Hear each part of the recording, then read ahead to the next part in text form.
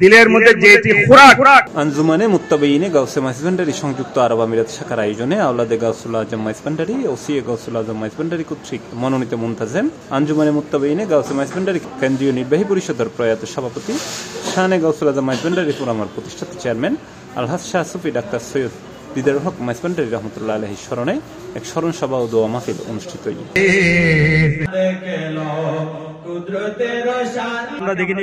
September 18 তারিখ বৃহস্পতিবার সংযুক্ত আরব আমিরাতের শারজাহ জেএনপি সিগন্যাল ডাকা হল রুমত এই মাহফিল অনুষ্ঠিত হয়। জমিন ও জমা তোমারে লিয়ে মকিন ও মক্কা তোমারে লিয়ে। আঞ্জুমানে মুত্তাবিইনে গাউসে মাইজ ভান্ডারী দুবাই শাখার নির্বাহী সদস্য মোহাম্মদ আব্দুল্লাহ হাসানের পরিচালনায় ও মোহাম্মদ মনিরুল কুরআন তেলাওয়াতের মাধ্যমে অনুষ্ঠান শুরু হয়। অনুষ্ঠানত শানে ও সিএ গাউসুল আজম মাইজ ভান্ডারী পরিবেশন করছে ইমরান হোসেন সোহাগ।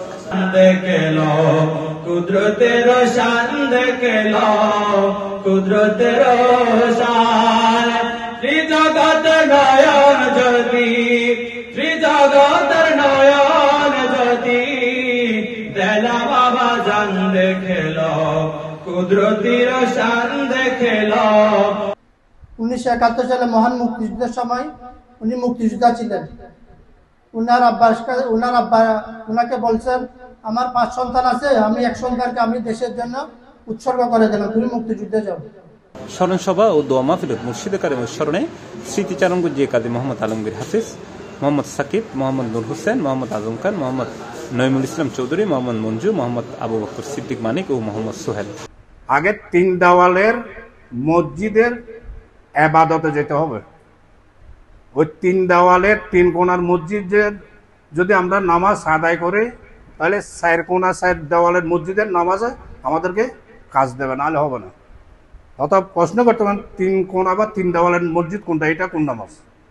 এটা হচ্ছে যে 3 কোণার মধ্যে বাবা মা ফিরে মুর্শিদ। শেষে মাহফিল সেমা ও তাবারুক বিতরণের মাধ্যমে অনুষ্ঠানের সফল সমাপ্তি হয়।